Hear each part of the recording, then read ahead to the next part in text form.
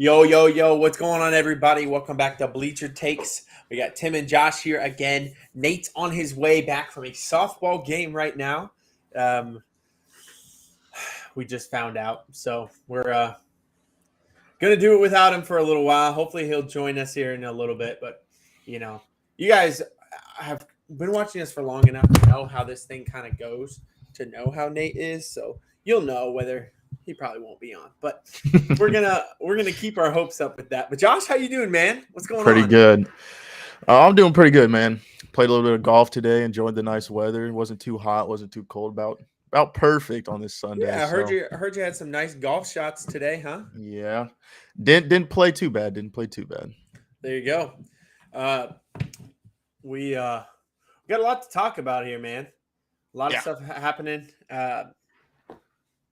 Seemed at the time, it seemed like the sports week was slow, but then yesterday I started watching stuff to prepare for today, and I can't tell you how many sports events I watched, dude. I think I ended up watching 5 or 6 baseball games, a couple UFC fights, 2 USFL football games.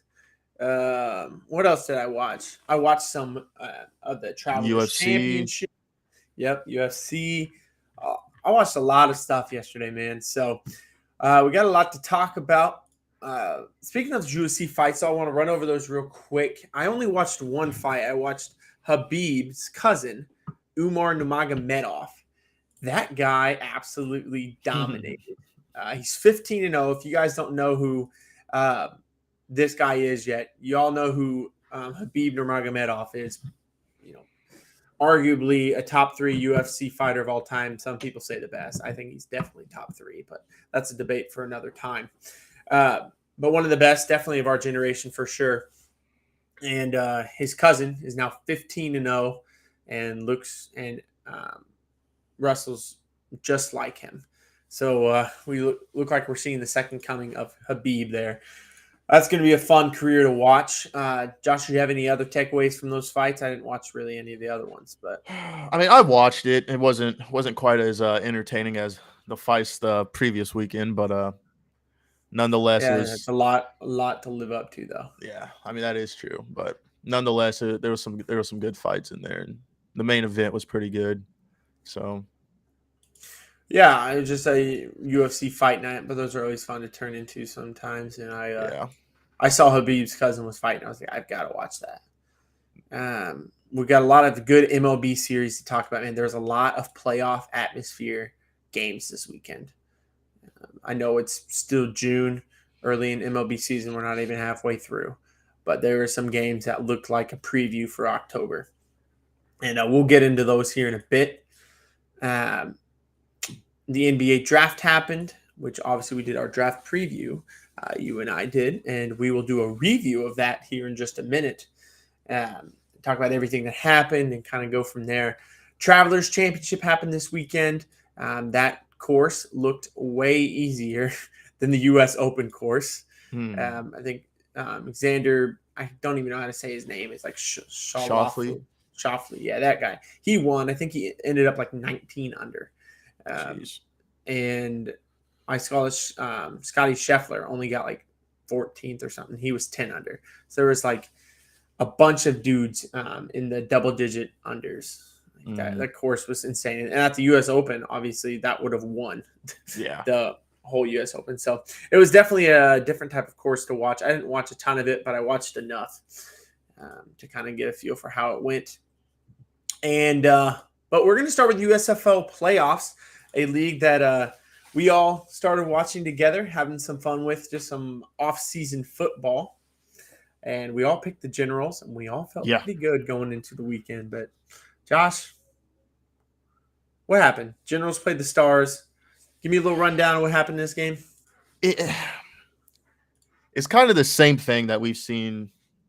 What it boils down to is the same thing that I've been seeing from Luis Perez this whole season pretty much is, although the dude is, I mean, the best passing quarterback on our team, there's times that he makes, decisions that not a lot of other quarterbacks would probably make. But at the same time, like this dude learned how to play quarterback off of YouTube. So, it's like, you hit or miss with him kind of, but for the most part, he played pretty well. He did have the game sealing interception that I don't really know where he was trying to throw the ball at the time, but he had pressure in his face and just tried to get rid of it. So, it is what it is. We had a great season, and honestly, to pick a team that was 9-2 or something like that, and made it to the playoffs, I'm not gonna complain about it. Well, and coming into the season, didn't we have like the second worst odds? Yeah, Something bad. Like they expected us to be really bad this year. Yeah. We finished regular season 9-1 and then lost on Saturday playoffs, to the Stars. But yeah, Perez, like you said, I mean, he only had one interception all year. He threw 2 interceptions in this game. Both of them with pressure in his face. The first one, he got absolutely rocked and threw it into coverage, which was probably almost a defensive pass interference. But yeah, again, I mean, we can argue calls here and there, but overall, the Generals didn't play the game that they usually play. They usually do, yeah. Right. And I think like a really big point in the game there, with like a minute left, Alonzo Moore, who's been a really consistent wide receiver for us this year, he looked like he made a game-changing catch, but he got called for 2 penalties all in one play. He runs out of bounds and then establishes himself back in bounds. But unless you're pushed out of bounds, you can't come and touch the ball. Yeah. So illegal touching. And then he pushed off as well. So we got offensive pass interference and illegal touching all in one play, which it looked like, that catch got us down to the 20-yard line. But it got called back, and that kind of ended things. I think Perez threw an interception 2 plays later. So, yeah. But Stars, man, good for them. They made some big plays. And all I'm saying is they're about to get smoked in the championship. They're going to get rocked for sure. Yeah, the Stallions, man. Did you watch all that game? I caught the last end of it, but at that point, I mean, they won 31-17. So at that point, it was pretty much over with. So. The first half was pretty good. The Stallions, they beat the Breakers 31-17. Turnovers were also big in this one. The Breakers had 2 turnovers. The Stallions, I believe, didn't have any.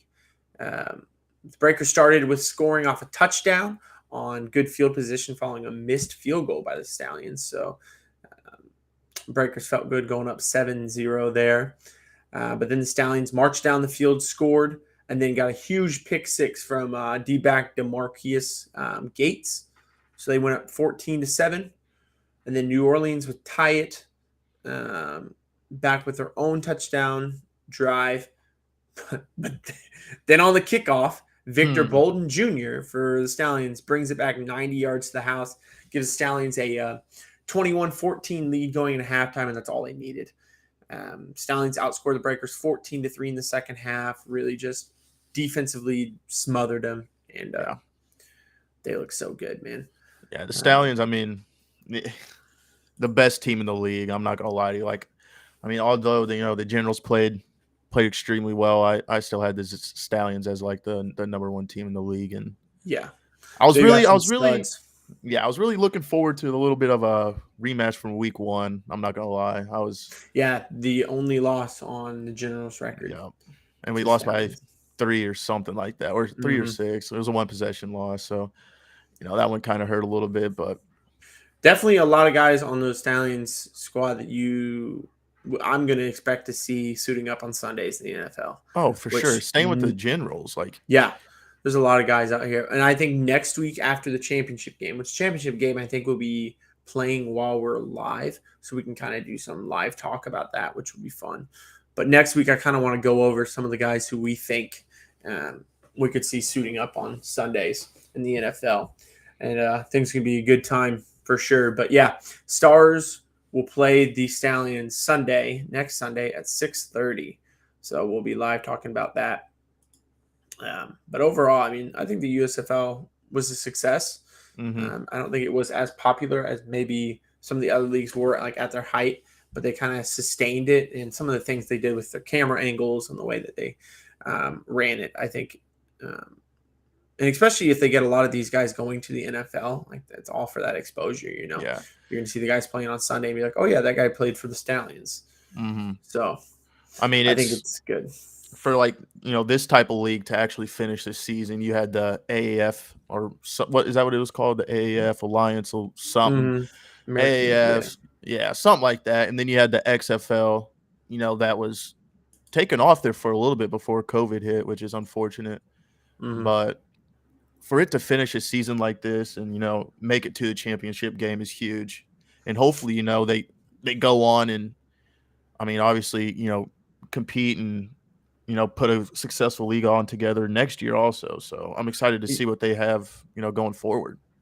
Yeah, I agree. And I think there's definitely room for a league like this to exist, to Hmm. be kind of that stepping stone for the guys who maybe um, don't look like NFL prospects at first and are able to retool and work with some trainers, and then come to USFL, show off, and then go try out for NFL teams. So Yeah, I liked it. And I'm excited for the championship game on Sunday, and I'm excited for, a couple more seasons of this, man. So yeah, for real. we're going to review this NBA draft. The NBA draft, I felt like, is always so hard to predict. These drafts are really hard to predict, honestly. Yeah. They're just, you don't really know what's going to happen, what teams are thinking. A lot of times, the number one pick is pretty solidified, and we thought it was. You know what? But, Don't even say much more, Tim. Next time we do I this, mean, I'm not picking number one. I'm not doing it. I did it for the NFL and now the NBA, and I got both of them wrong. So well, okay, you can thank Nate for this, man. Nate was supposed to pick first, then doesn't show up, so we have to change things a little bit. yeah, So, pretty surprising that Paolo Banchero went number one, but I do think he's got the talent level. I think both him and Jabari have the talent yeah, level, and Chet, I mean, has the ceiling, but he doesn't have like the right away impactful talent. I don't think right now. Obviously, he's more a project. We talked about that, but I think that either one of those guys, you can't really go wrong.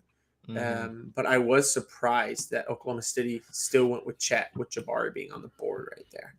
honestly, I wasn't surprised with that. I Really? fully expected them to take Chet just because Well, they if kind of knew that was their guy, I guess. that and I just feel like, and I'm not saying this is exactly 100% what they were thinking, but when I look at drafts, I look at players that were previously on the team that they, if there's a player in the draft that kind of mimics them, whether it be from like a physical standpoint or just like a actual skill set standpoint. And Chet is kind of like that KD build. I'm not saying he's Mm. ever going to like amount up to that, but KD was a huge success in Oklahoma. And so with Chet, the same physical attributes, a little bit taller and, about the same weight, but I don't know. Doesn't have Yeah. the skill set like KD, but I'm just saying, like, No, but I fully I think expected him to that take him. at their at the peak, they kind of want him to be more of like a, yeah, he's not probably never going to be as lethal of a shooter as Kevin Durant, because there's not Yeah, really no. any. I mean, there's a handful of guys who are ever as lethal as him, like Steph Yeah. Curry, guys like that. Um, but that build, that kind of impact on the game, whereas KD wasn't as much of a rim protector, Yeah. where they think Chet's going to be that. But same build, same type, and like we talked about during the draft preview, Oklahoma City is a place where there's not a whole lot else to do. People love their Thunder basketball, so you got to have people who've got that personality, who can make the basketball fun for them. You don't want to Mhm. bring in a guy who's really boring. You got Russell Yeah. Westbrook, James Harden, Kevin Durant. None of those guys are boring, man. Those are much watched TV no matter what. Yeah. And so I think that's kind of what they're thinking with Chet as well. But we did get that pick right. And I got Johnny Davis, number 10, going to Washington, right? And those are the two I got correct. And you got Jalen Duran going to Charlotte, right? I mean, at the base of it, we just look at it there, you got it right. But then the dude got traded to 7 different cities in about 7 minutes, which, I mean, I think that, if you're ever looking for a chip on your shoulder, young blood, there it is. Yeah. A couple teams didn't, not saying Charlotte didn't want you, but I think that they kind of wanted the value of what came with the trade. And the Knicks literally traded you to get rid of Kimball Walker. So, Yeah. which I think the Knicks are trying to open up salary cap, which makes sense. But he, I think he can definitely play with Ended that up chip in on his shoulder for sure. ended up in Detroit, didn't he? Yeah. I believe so. You're making me second guess now. Pretty sure he did. Yeah. Which, Yeah. okay, can we talk about for a second how the Pistons really won this draft? Man? Yeah. They I was got just about to Jalen say that. Duran, they had Cade Cunningham, and then Jaden Ivey. Hmm. Dude, they won this draft. Yeah. Like home run for sure. So I'm excited to see what they do next year, honestly. They're putting yeah, themselves I together a think little. that they're going to be a team nobody wants to play. I'm not sure that they'll be a playoff team, but they could be a Yeah. fringe bubble team. You know, if everything goes right in their development, yeah. Yeah. So It's definitely gonna be fun to watch and see what they do. yeah, I'm for still sure. excited with who the Hornets picked though. So Mike Oh, Williams Williams, or yeah, Mark, whatever his name is. he looks like a pretty good get for you guys. Yeah. I was surprised. I mean, when I saw you guys take Durant, I was like, I think that's a perfect fit. But I mean, the Williams guy though is pretty good too. I watched a couple of clips on him. Yeah. Mark Williams, yeah, and we'll see what he's about, man. You know, he's from Duke, so obviously he learned how to play from one of the best coaches of all time. So he should be pretty good for you guys. You guys needed a big man. And if you guys didn't address it there in the draft, you were going to address it in free agency. So you got a young, controllable piece who hopefully will be part of a good run for you guys. I'm not going to say the word dynasty, but that's what you're looking for. Looking for a dynasty with those guys. So we'll see what happens. But what do you think is the most surprising pick for you? Did you have one that like really stood out to Honestly, you? besides the first, Paulo going first, I really didn't have a surprising pick. I mean, we knew that what's his name? Dude, I'm forgetting everybody's name tonight. Jaden Ivey wasn't going to the Kings, and they picked Keegan Murray. So I mean, that really wasn't surprising. I expected that, but yeah, I really didn't have one, to be honest with you. Yeah, I guess I was more surprised that the Kings even picked there. Like I Yeah, thought for sure Jaden Ivey was going fourth, but if you would have asked me if it was the Kings or anybody else, I probably would have bet on anybody else. So I guess I was right saying Ivey wasn't going to go to the Kings, but I think that it was surprising that I guess they just didn't have a good trade partner or something. But if you think Jaden Ivey's there at 4 and the Kings don't want him, you want to trade up and try to get him because he's not falling after 5. yeah. So if I was a team like the Pacers or the Blazers or somebody like a couple picks after, man, I would have tried to go up and get him. But I think it's good for the Pistons. Obviously, they're going to end up with quite the squad, which has this question I wanted to ask you. In 5 years, which duo do you think is going to be better? Jaden Ivey and Cade Cunningham or Jalen Green and Jabari Smith? I'm going with Jalen Green and Jabari Smith. I mean, Jalen Green is a solidified bucket. Like, this dude can score all over the court. And then you got Jabari Smith, who it's like an all-around great player. Yeah, and supposed to go. I mean, everybody had him going number 1 overall. So, with those two, and you can't forget, they got Kevin Porter Jr., who I think is going to be pretty good in the league also. So it's for sure. I'm taking those that deal right there. I'm not really too big on Cade Cunningham right now. I mean, I'm not saying he's not going to be good, but when I watch him, he just seems slow. Like his jump shot isn't too fast. He's not I don't know. I don't know. Well, not too big on his game. I don't think he's super fast either. Like he's athletic with his size, but not maybe with his speed. Yeah. But everything that he isn't though, Jaden Ivey is. So Jaden Ivey's that really quick, like really good step. Those two together, I think, are going to be very nasty. But I think if I had to pick right now a duo to take for the next 5 years, I think I'm agreeing with you and taking Jalen and Jabari. But it's definitely going to be fun to see, fun to watch these two because, I mean, either way, you can't go wrong here. I think Cade and Jaden are going to have something special there in Detroit as well, especially with Jalen Duran joining them. Yeah, So I no, think that Detroit, they're building they're something looking over up there. for sure. Yeah. So I'm excited to see those. But that's all we really have on the NBA draft. But I did want to go over a couple free agents that are. I mean, the free agency starts this week, right? I think they're starting it on the 30th on Thursday. Yeah. So guys with player options have to decide what they're doing. And those guys are James Harden and Kyrie Irving, which I guess I'm going to start there. I don't know about you, but I fully expect James Harden and the Sixers to get something worked out, whether he opts in and gets a extension deal or whether they rework it or what. But I don't see him going anywhere else. What about you? Yeah, no, I think he's staying with the 76ers. I think him and Joel Embiid played real well together, although, in the playoffs he didn't play the best, and some people are saying that, he wasn't in the best of shape this year, but I don't know. I think the fit with Joel is going to make him, if he wasn't in the best of shape, make him work harder and work more for it. And we also have to remember, they played a really good Heat team that they were eliminated by, and they took them 5 or 6 games, and Joel Embiid was out for a couple of those games. So I think they got something brewing over there for sure. I think they're a good fit together. I liked the fit. I liked the trade that happened there. So yeah, I fully expect something to happen in the next 2-3 days. Kyrie Irving, though, I see him opting out, and I see him exploring his options. Now, I'm not saying he's going to leave Brooklyn, but I think that he's going to opt out and try to get a max contract from somebody. What do you think is going to happen with Kyrie? I don't think he's going to be with the Nets next year.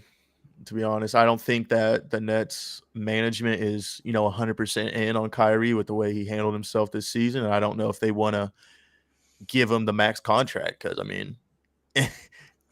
I don't know. I just don't see it happening. I think he's going to go elsewhere, and I wouldn't be surprised if he ended up with the Lakers, to be honest with you. Yeah, they'd have to do some sign and trade and some weird stuff to make it work, but I could definitely see it happening.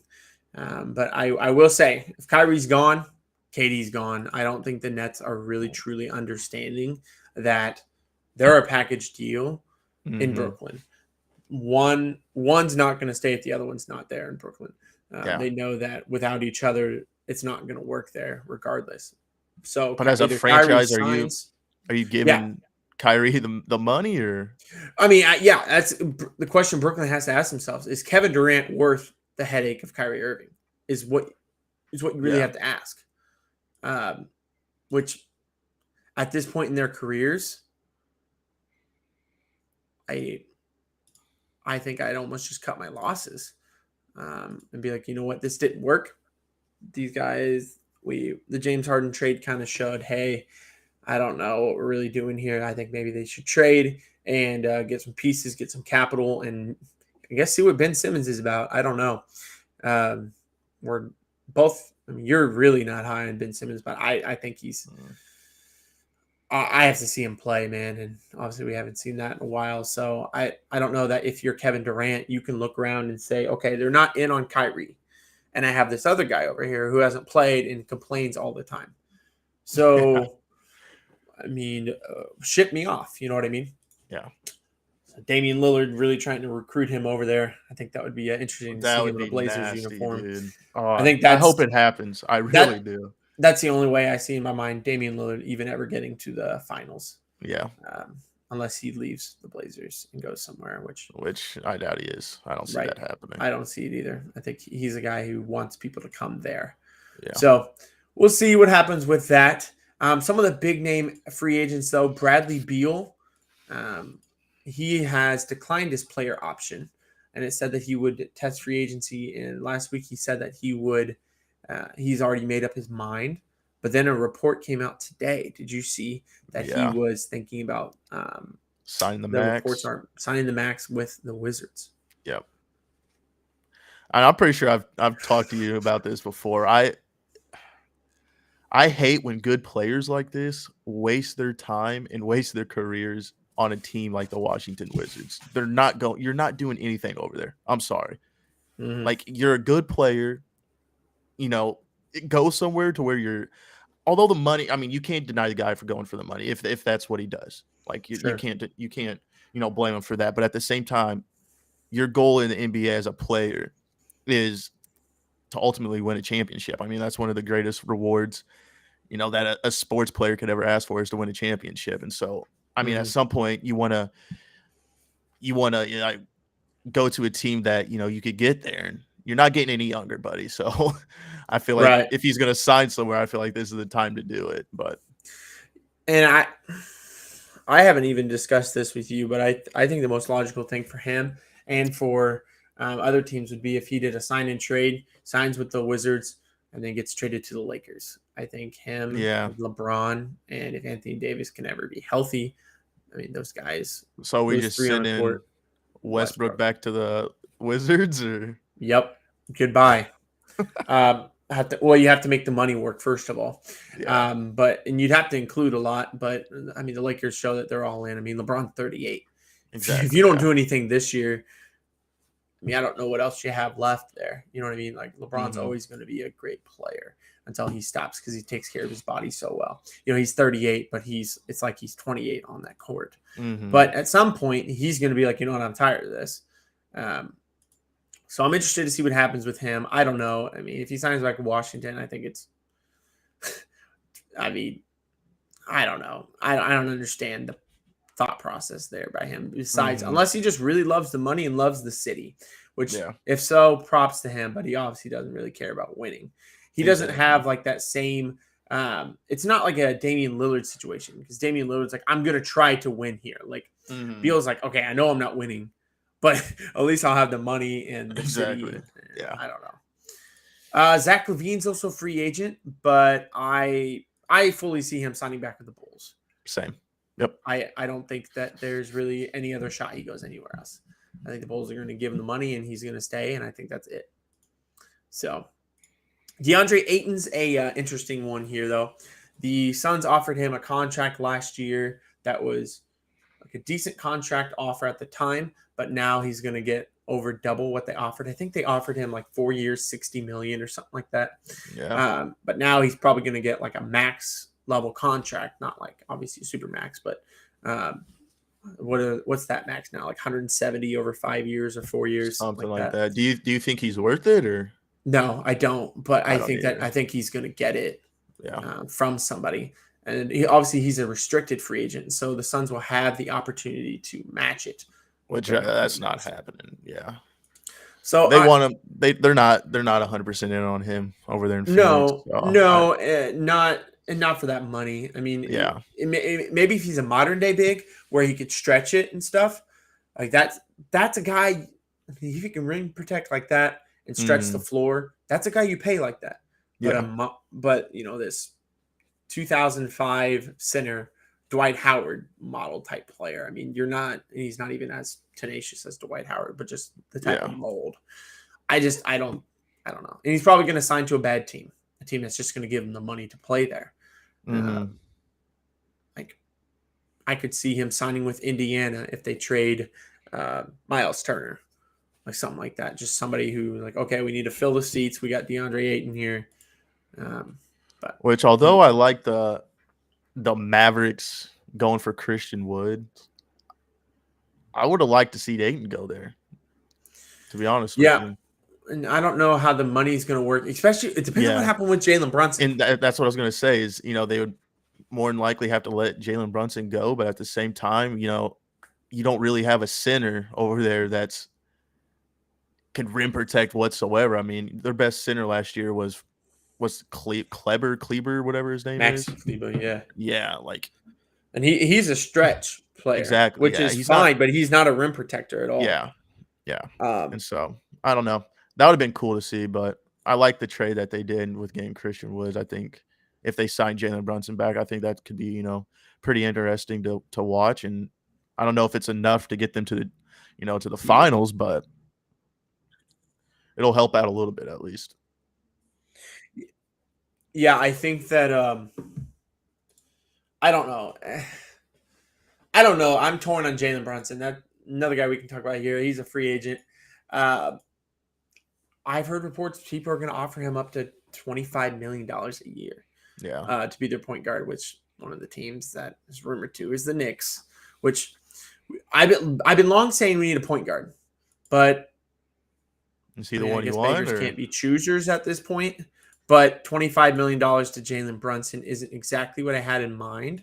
But I mean, I mean, I guess like if he plays like he did in the playoffs, then yeah, and and if it doesn't cost us any of our guys to be able, like, okay, well, we have to trade Randall for it to get Brunson. Like, I don't think that's an upgrade, yeah, obviously. yeah. So if we can keep our core together, but I think it is going to cost us Mitchell Robinson in free agency, and I think he's pretty undervalued, and I think teams really like him. So I think he's leaving, which is sad to me. But Brunson, yeah, I think he's going to go to a team that needs a point guard like that, and the Knicks are really going after him, and I think the Knicks are really going to try to go after Kyrie as well, try to persuade him to play there, which obviously would have to be another sign and trade situation, which would probably send Julius Randle to the Nets. Randall and Simmons. Jeez. Randall, Simmons, and KD. KD's like, yeah, bro, I'm so out. Yeah, KD's gone in that situation. KD not even stepping foot in Brooklyn ever again. Which did you see that he hasn't talked to anybody in the Nets organization in like 2 weeks? I heard that. Yeah, I don't know. I knew with all those big personalities there, it was either going to be a home run when they got Harden, Kyrie, and KD, or it was going to be a train wreck after a year or two, and it's turned out to be a train wreck. So I think if I had to bet if Kyrie and KD were Nets or if neither one were Nets at the start of the season, I'm going with neither one at this point. So, but I guess we'll see. And the only other guy we haven't talked about is good old Miles Bridges, restricted free agent. How are you feeling about him? I mean, I don't see why we're not. What's going to make us not resign this guy? Like, I mean, he's still hanging out with Melo. I don't think he's going to go anywhere. Those two are pretty tight on and off the court, and the connection they have on the court, I don't think you could just let go and try to replace with somebody else. So, yeah, I think he definitely he added a lot to you as his team, just tenacity and he just plays with such an effort, which isn't something that you can teach. So I think you guys really need to do what you can to retain him. But obviously, he's a young, athletic wing or forward type hybrid player who can kind of play it all, kind of defend 1 through 4, even 1 through 5 because he's strong. And I'm pretty sure he led our team in blocks or something like that last year. So what is he, 6'8", something like that? Like he's a really good sized player. A lot of teams want that. So I think that we could definitely see him leave, but I think that the Hornets are going to do everything they can to match, which they have the opportunity to match any sheet, obviously. If they don't, then I'm going to be extremely upset. Yeah, I mean, like I said, I think we're only a big away to make a good playoff run. We got that big, so let's keep our core together, and let's make a run at it. I don't see why pay your young guys the money. No reason to try to bring in anybody else, replace them. Obviously, you guys played really well together, and just get a big and continue to gel. I mean, your team's still really young, and after a whole another year of playing together, you guys can really make some noise for sure. But yeah, there's a couple other free agents, but obviously we don't have all the time in the world to get into all of them. But I don't know. It's going to be crazy. I think it starts Thursday. It might be Friday. It's either the 30th or the 1st that it starts. So we'll have to keep an eye on that. We're going to transition here, though. The College World Series happened. It came and went in 2 days. Ole Miss and Oklahoma played, and our hopes and dreams of having Oklahoma win both World Series, which none of us are Oklahoma fans, but I thought it would have been cool for them to win both. They got swept by Ole Miss. Ole Miss won the first 2 games of this. It's a 3-game series, first 2 wins, obviously. Ole Miss had 16 hits in the first game. They won 10-3. Their captain, Tim Elko, led the way with 4 hits. And their starting pitcher held the Sooners 2 earned runs in 5 innings. Ole Miss blew it open in the 8th inning. had back-to-back-to-back home runs. Their offense just looked pretty great these last few weeks. And then Sunday, today, Ole Miss won 4-2. Both starters pitched very well, and the game was scoreless after 6 innings. But Ole Miss shortstop Jacob Gonzalez had a fantastic final 2 at-bats. He hit a solo home run to make it 1-0. Then Oklahoma scored 2 runs in the bottom of the 7th, I believe, on an RBI double and a bases-loaded walk. But Ole Miss got out of that jam. And then Jacob Gonzalez singles to tie up the game. And then 2 Oklahoma Sooner wild pitches happened. Mm-hmm. And Ole Miss scores 2 runs. Sooners pitcher Trevin Michael. How would you like to be that guy? Pitching at the College World Series in a do-or-die game. Game's tied 2-2. And you throw 2 wild pitches and you lose the game. Poor guy. Somebody needs to check in on him. Make sure he's doing all right. Yeah, no joke. But Ole Miss wins. They won both games. It was a crazy World Series. It was a lot of fun. It was the first one I really, truly paid a lot of attention to. And it was interesting to see. But Ole Miss, they came out. They weren't even really highly favored. But they won, and they got hot at the right time. So, but that's about all we have on the College World Series. We are going to talk about some more baseball, though. Josh, I think I've converted you, dude. I think you love Aaron Judge now. I think you do. I never disliked Aaron Judge. I know. You like to say things to kind of get me riled up. I know, because it's not like I own 3 Judge jerseys and a Judge shirt. I have a Judge bobblehead that sits on my desk at work. Like, I'm not like I like the dude or anything. Yeah. Which, if the Yankees don't re-sign him this year, I might retire from all sports and just, I don't know, be a house cleaner or something. I don't know. But but there was a lot of fun baseball played this weekend. But the first one, we're going to start with Astros and Yankees. The 2 best records in the American League came and met up in the Bronx, and there was 4 pretty exciting games. And I'll be doing a lot of talking on this one because obviously I watched let's do some quick math, 37 innings of this because we had one. Almost half of those were pretty hard to watch, huh? Yeah. But game 1 was pretty fun. The Yankees won 7-6. This game had 4 3-run home runs in it. Every run in this game came off a home run. Bregman started off in the first inning with a 3-run home run off of Jameson Taillon. Bottom of the first, Stanton had his own 3-run home run to tie it 3-3. Then in the third inning, Yordan Alvarez, who is an absolute freak of nature. The guy looks like he should be playing football. I mean, if you think Stanton and Judge are bad, I feel like Alvarez is bigger than him, or bigger than both of them. Like Judge, I think is the tallest, but Alvarez is he looks like he should be playing left tackle, dude. But like a fit left tackle. Anyways, Alvarez in the third inning, 3-run blast. And then it stays that way to the 9th inning. Yankees are down 6-3, about to go down the first game of the series.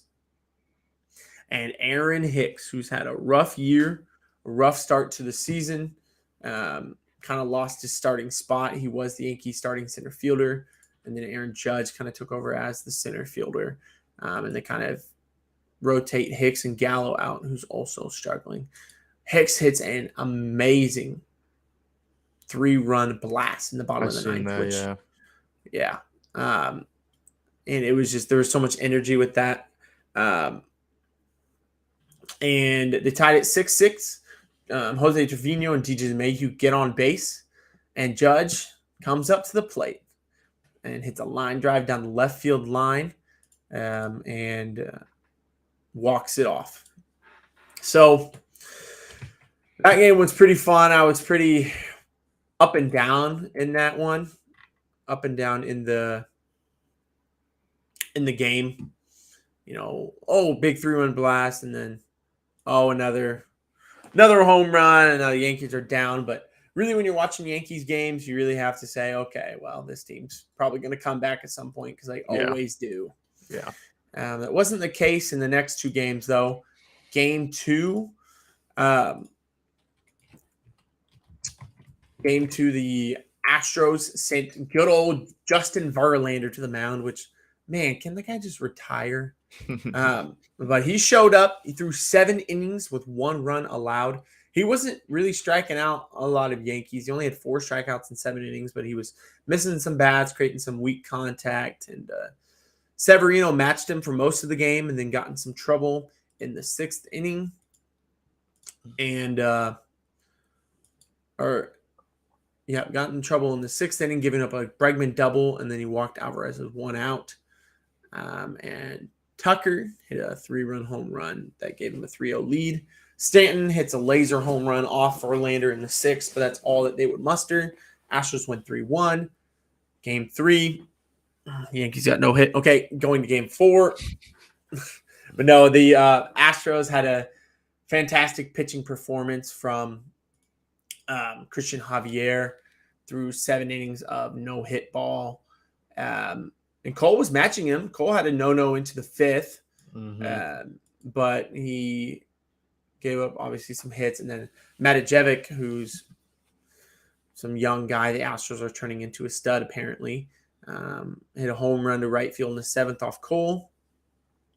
And the Astros got 2 more runs off the Yankee bullpen, but 1's all they needed because the Yankees just couldn't muster any hits. They were getting on base. They were working walks. They were working the count, but they just couldn't obviously get a hit. And going into game 4, the Yankees were getting no hit again into the 7th inning. They had gone 16 innings without getting a hit, which obviously for the team that's one of the best offenses in baseball this year, that's pretty crazy.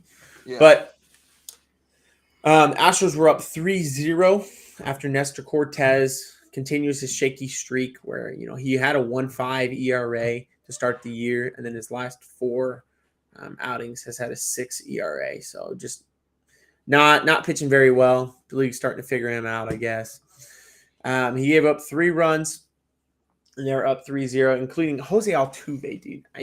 If there's anybody in sports I don't like, Jose Altuve is like on the top 3 list. First pitch home run, and he just tore us up all series. They were leading 3-0 until the 7th inning. Stanton hit another blast. DJ LeMahieu hit a 2-run home run in the 8th to tie it. The game would stay tied until the 10th inning. And Josh, what happened in the 10th inning, bro? I can't remember, Tim, if you want to remind me. All right. Here's a reenactment, all right? Oh, Lord. 2 guys on base.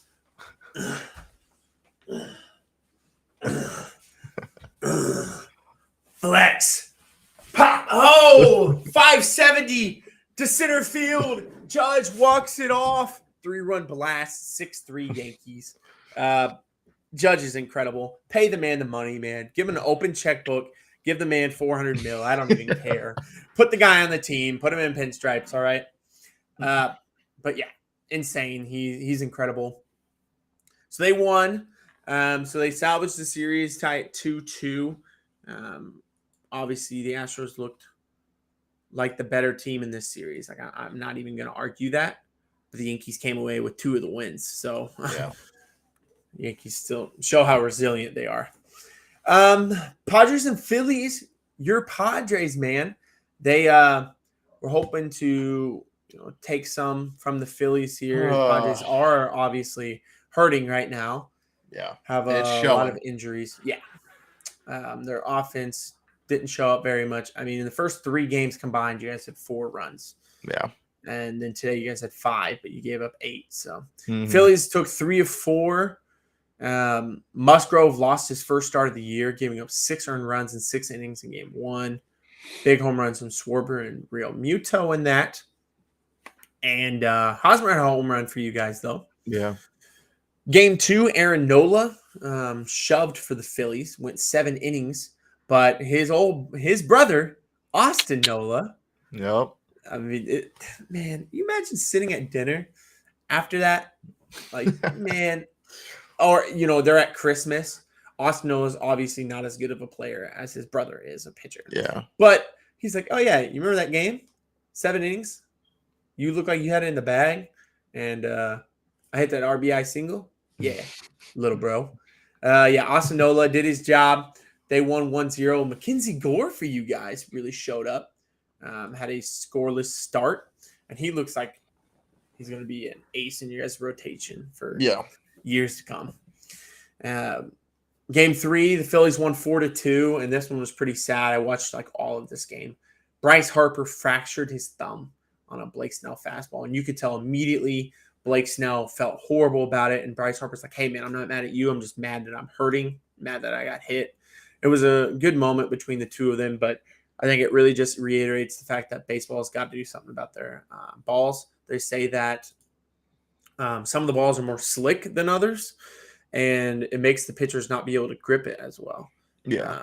And I don't really – I've seen some things that saying, like, not every baseball feels the same.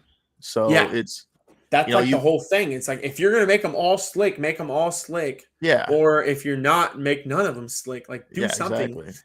But and if you're the MLB and you're having a big name player like this get hurt because a pitcher can't get a decent grip on a ball, it's at some point you got to do something. I mean, we're almost halfway through the season, and you still haven't addressed this issue whatsoever. Been some big name hitters say that, you know what, like they put these slick balls in there so that there was more offense, so you can't locate as well. There's big name hitters that say, listen, give them the good balls, let them locate it. I would rather a pitcher know where the pitch is going and me be a good hitter and hit it than worry about whether the guy's going to hit me in the head, especially now that there's a record amount of guys throwing triple digits. Exactly, yeah. Velocity's only up, but now you're going to make them more wild. Like, that just sounds like a bad recipe. Mm-hmm.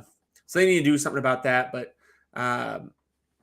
Bryce Harper's down and out, fractures his thumb. Blake Snell got touched up, 4 runs in 5 2/3 innings. Eflin for the Phillies turned in a nice start, and the Phillies bullpen did their job. They had no base runners allowed over the last 4 innings, and Real Muto homered to capitalize the scoring for the Phillies. And game 4 today, Yu Darvish had a nice start for you guys. Yep. I think he went 6 for 7 with 3 earned runs, and looked pretty good. You guys had a 5-3 lead when he left the mound, but the Padres bullpen, man, kind of imploded. Gave up 5 runs, and thanks to Kyle Schwarber. Schwarber had a big game, 4 RBIs, and he had the go-ahead 3-run shot in the 7th inning. Kyle Gibson got roughed up by you guys. Phillies starter. He gave up 5 runs in just 2 2/3. The bullpen was lights out again. And I was actually looking back, and the Phillies bullpen gave up no runs in all 4 of these games. And if you remember, when I called the Phillies dead earlier this year, I said because their bullpen is just awful. They're horrible fielding, and their bullpen's awful. Those are like the key things that really make your team go over the edge. You know what I mean? You can have good offense and good starting pitching, but if you don't have good fielding or good bullpen play, I mean, you're going to lose some close games. Yeah. And the bullpen threw 4 scoreless games against the Padres. Tough for you guys, but obviously you knew that some of these games were going to get lost. You're without your two best position players at this point. I was hoping, Hosmer and Jorge Alfaro could carry us to victory, during this series, but Hosmer had a homer in game 1, but that's about all he did. Yeah.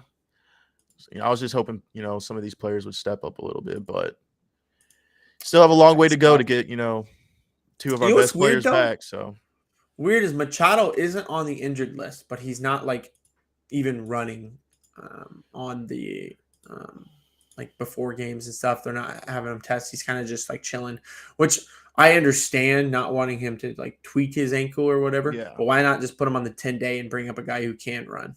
Yeah. You know what I mean? Like, I don't understand it, but to each their own, I guess. Phillies take 3 of 4.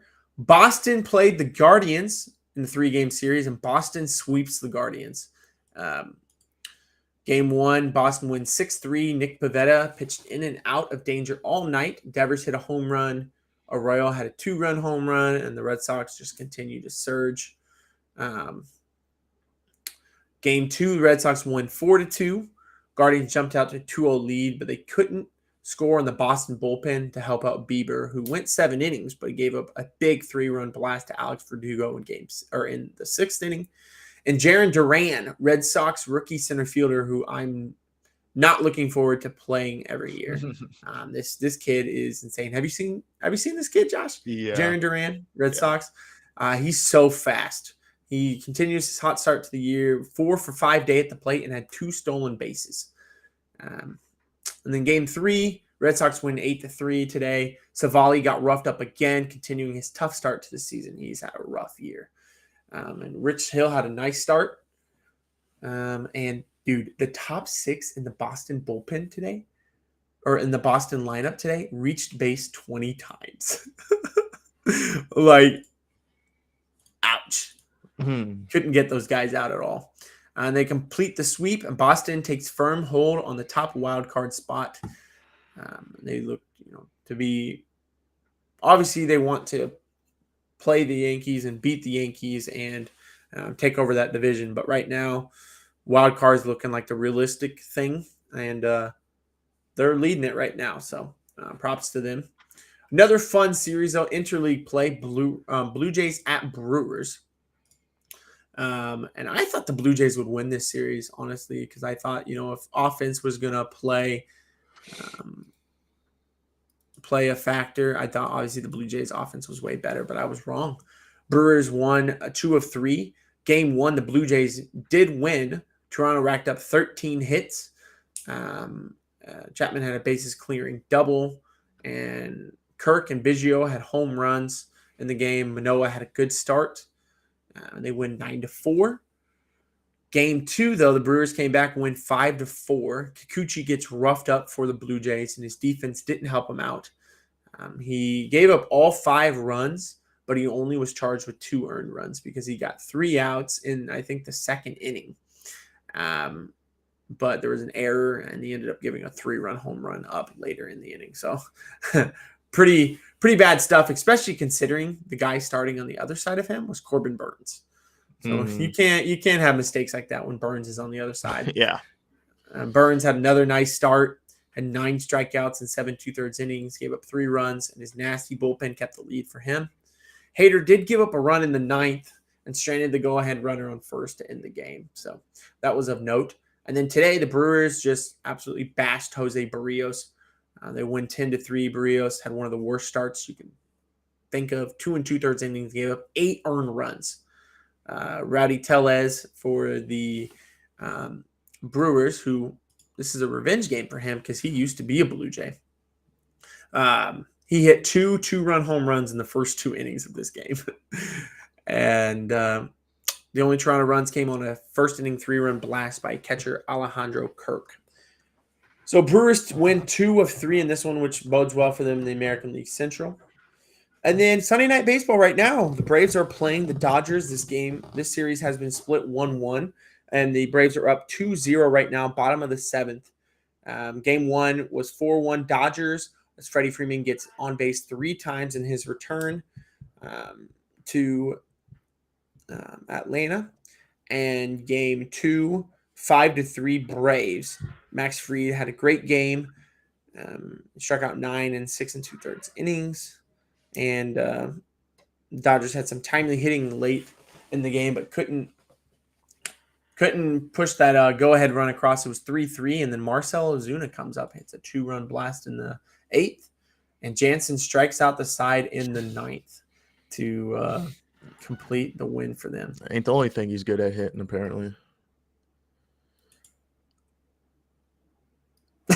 Wow.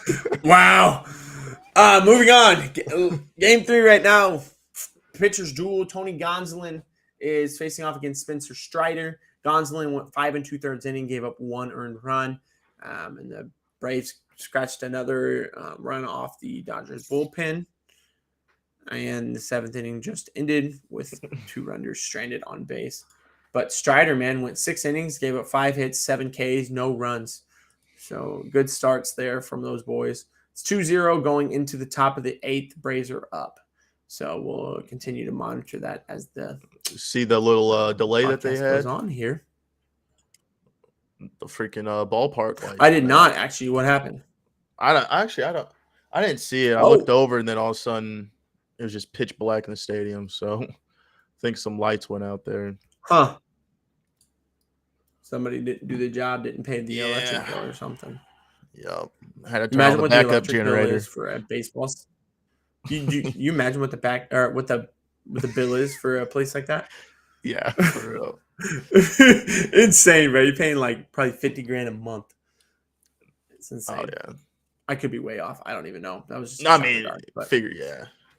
But we're going to do a little standings report here. Yankees, even though it looked like they had a rough series against Astros, still ended up Still split it. tying the series. Yep. They're 53-20. By far the best record in baseball. Only 20 losses on the year. It's insane. Yeah. They just finished a 13-game stretch where they played the Rays 6 times, the Astros 4 times, and the Blue Jays 3 times. 13-game stretch, which was really rough, and they finished at 9-4. So, I mean, that's pretty impressive by them. They continue to be resilient, continue to be the best team in baseball. They get no hit yesterday and come up and win today on some timely hitting late in the game. So, that was good to see as a Yankees fan. AL Central, the Twins are 41-33. They lead that division by 2 over the Guardians. They start a big series tomorrow with the Guardians. So that's something to monitor there if you like mediocre baseball. Oh man, I love to give Twins a hard time because they always make it to the playoffs and then they play the Yankees and they get swept every time. It's just I feel bad for them. But AL West, Astros 45-27. Believe me, they're good. They're for real. That team is good, man. We saw a preview of the ALCS this weekend, and hopefully going to a game 5. Yeah, hopefully Yankees can hit the Astros starters better than they did this weekend because those Astros starters. 26 innings pitched, 7 hits, 2 earned runs, a .69 ERA. Like, they're nasty. They carved us up, but their bullpen didn't do the job. Their bullpen actually had the best earned run average in the league coming into the series, and they ended up with 2 blown saves and a bunch of runs given up. So we'll take that for sure, though. Heading to the National League, the East, the Mets are still leading, and they're 47-27. Scherzer makes a second rehab start this week. They expect him to be back probably sometime the following week to be pitching for the Mets, and obviously that's a huge pickup for them. Yeah. And then DeGrom is throwing. He threw 20 pitches off the mound.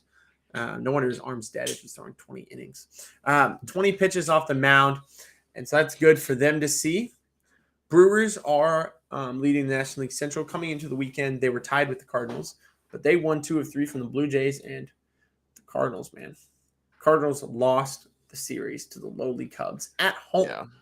Dude, I'm telling you, it never fails when we play the Cubs. No matter how well we're playing at the time, it just seems like we can never win a series. It doesn't matter really which team is good at the time, because even when the Cubs were like the powerhouse in the National League for a year or two, the Cardinals still played them very well. You guys still play each other. Yeah. I mean, it's a heated rivalry no matter what. It's the same with Yankees and Red Sox. Like, neither one's probably going to sweep very often. So. What's Freeman's stats in this series? Because from my point of view, I don't think he's playing very well. He had a really good first game. He ended the first game, I think, with I think it said he got on base like 4 times in the first game. Oh, yeah, I remember that. Yeah. I think the last 2 he hasn't played very well. Let's see. Game logs. 2. Let's see. So, yeah, game 1, he had 1 hit and 2 walks. In game 2, he had 1 hit. So he's gotten a hit in the first 2 games. And then tonight, I think he's hitless. No, he's 1 for 4. So he's been on base in all 3 games. So, yeah, nothing. The last 2 games, nothing really of note though. But game 1, obviously getting on base 3 times, 2 walks. So Yeah. Well, obviously, he probably was hoping for a little bit more heading to Atlanta, but oh well, it's a long season. But the Dodgers are 44-26. They need to come back in this game. They have 4 outs to do so. Otherwise, they'll drop to 44-27 and tie with the Padres in the division. And then the Dodgers head to Colorado. Yeah, they head to Colorado for 3 before a huge 4-game set this weekend with the Padres. So something we're definitely going to monitor. Dodgers-Padres this weekend. That's going to go a long way. Obviously, like I said, it's still June. There's still a lot of games to play against each other, but something that Dude, those are my favorite games to watch. Oh, yeah. Padres versus Dodgers, man. I love it. Yeah, they're a really good rivalry and obviously fighting each other to be the best in the division. So, but yeah, the Dodgers 44-26. They're down 2-0 right now. So Padres, man, if you guys can just maintain, either maintain, tied. If the Dodgers for some reason fall on their face, great. But if not, I mean, just maintain that tied or 1 below, and you get your guys back. Oh my! Yeah, we're sitting good. That's what I was saying. It's just I want somebody to step up, and I want it to be Hosmer. Like he has to play good. I mean, by far right now, he's probably the best player that's playing for us. That's healthy, and he's got to step up big for us. And I don't know, man. I want Luke Voit to do something for us too. So it's. When 2 of your best players aren't playing, it's tough to win ball games. But at the same time, it's the next man up, and somebody has to do it. So I expect one of those 2 to be the guy to hopefully carry us. Yeah, and Voigt's one of those guys. He's pretty streaky, so when he gets going, he can really do good for you guys. But obviously, when he's not, it looks pretty bad. So, but we'll see. I think you guys can really. If you just split the series with the Padres or with the Dodgers.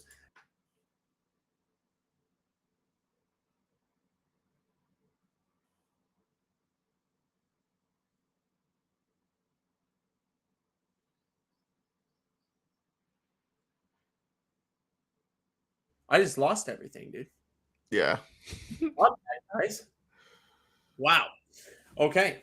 It's just like completely X'd out of the tabs and everything. That was strange. Okay. We lost my train of thought there. But yeah, Dodgers, man, they're good. I'm excited to see this series, though. I do want to talk real quick. The Stanley Cup Finals is going on right now. It is still game. Yeah, still. It's game 6. I know, dude. I know you're ready for him to be done. And I don't know what's Nate's deal. He's apparently not going to be joining us here. I was hoping he'd be here to talk a little bit of this game, but the Avalanche are up 2-1. They have 1 period left to be crowned champs. The Lightning aren't going to go away. And game 5, obviously, Lightning went and won the game in Colorado. And proved to be a pretty big game for them to win. But, I mean, how gut-wrenching would it be to be able to win game 5 in Colorado and then come home and lose? Can't do that. So they need to pick up. They need to win this game, if not just for them, but for their fan base, man. So it's just tough series, tough for them. They started out really rough, and they're trying to continue to be on this chase for the three-peat. And then I do want to talk a couple MVPs and favorite moments before we let you guys go here on this lovely Sunday evening. Shohei Ohtani I don't think we can mention this guy enough when we talk about some of the best athletes in the sports right now. This guy, let me pull up his game logs real quick. So Shohei Ohtani is obviously a pitcher and hitter, and he's fantastic at both. There's a lot of guys who try to maybe do one or the other, but they can't. They're not good at one, or they're really good at one, but not at the other. He's fantastic at both. So they played the Angels played the Royals this weekend, or this week, earlier in the week. And on 21st, which was, I think, Tuesday, 21st, he played the field, and he had 2 home runs and 8 RBIs in this game. 3 hits, 8 RBIs in that game. And then the next night comes out and shoves on the mound. 8 innings pitched, 2 hits, 13 strikeouts. Like, incredible. So he's my MVP for the week. Guy goes out there and just, shows, hey, I know the Royals aren't that good of a team, but shows up and shows, hey, there's nobody better in the sport than me right now. And I think he truly believes that. How can you really argue with him, though? He's a top – you probably got to say he's top 20 in both. He's probably a top 20 pitcher and a top 20 hitter. Yeah. You combine those two, how do you say that's not the best player in baseball? It's incredible. I don't disagree. Yeah, I think that he's got a lot to why does he keep doing this to me? I think he's got a lot of money coming his way as long as he can stay healthy and well deserved too. For sure. Josh, who's your MVP? Mine is Kenley Jansen. The dude came in the game, what was it, last night? And with a saved opportunity, and he faced Bellinger, Muncy, and then Turner, and struck out all 3 of them. So to face your former team with adrenaline high like that, wanting to beat them, wanting to show out, the guy did it and absolutely dominated that inning. And with a game like that, although it's early in the season, for players that are, when they're playing their former team, it's a big game. It's a personal game for them. And, showing out like that and playing as well and pitching as well as he did, I don't think you could ask for anything better, especially when you're facing, 3 batters with the potential like that. So, yeah, I think that it was obviously a really big moment in the game. Yeah, he goes up against the 8, 9, and 1 hitters in the Dodger lineup, but the 8, 9, and 1 hitters in that lineup are top 4 hitters in most other lineups. Yeah. Like Muncy's your 9 hitter. Stop playing. Cody Bellinger won an MVP like 2 years ago, and he's your number 8 hitter. And then you have one of the best, if not the best, shortstop as your leadoff hitter. And if anybody gets on in that inning, you walk anybody or anybody gets a hit, who was in the on deck circle. Yeah, you have Freeman coming up. So Freddie Freeman, who's returning to returning to Atlanta and trying to make a mark in the 9th inning, and you're the Dodgers' old closer. Yeah, it was a big moment for him, for sure. But my computer's bugging, guys. I was gonna show you a couple of our favorite moments, but I'm gonna have to work some of this out, and we'll try again next week. But our favorite moments of the week we were gonna show Aaron Judge's home run from tonight. That was Josh's favorite moment. Big home run, really solidified the series, and really just. Kind of made a captain move. I think if the Yankees re-sign this guy, they're going to make him the captain. And it's a captain move. Your team got no hit yesterday. Exactly. And today your team's playing pretty rough. And your team's able to scratch across and get a tie in there. And you come up and you have the chance to win it. He does. He sends them home. Mm-hmm. My favorite moment was Friday night. Again, another Yankees play. But that Yankees-Astros series, if you guys didn't watch it, go back and watch the highlights of that series. Friday night, bottom of the ninth inning. It's 6-3. Aaron Hicks is up, and as soon as he hits the home run, you hear the stadium erupt. You see Hicks just freak out, and it was a pretty crazy sight to see. And I was jumping up and down just along with everybody else. So big moments. But yeah, we had a lot of sports to talk about. We got through it all. Josh, thanks for joining. Thanks Yes, for taking sir. time out of your Saturday or Sunday night to talk with us. Guys, thanks for listening. We appreciate you guys being here. We're going to be live, I believe, on Thursday this week. I think we'll be missing Josh, but hopefully we'll have Nate in here. So Thursday night, I believe we'll be going live probably about 8:30, but we'll be sending out event reminders for that. Thanks for joining us. And make sure you make sure you share. Send this page to somebody you know. If you're listening to us on Apple Podcasts, or if you're rewatching the stream, or however you're listening, we really appreciate you. And we want to make this place grow. So send it to everybody you know, and maybe we can create a nice little fun community here. So appreciate you guys stopping by. Peace out. Everybody have a good night.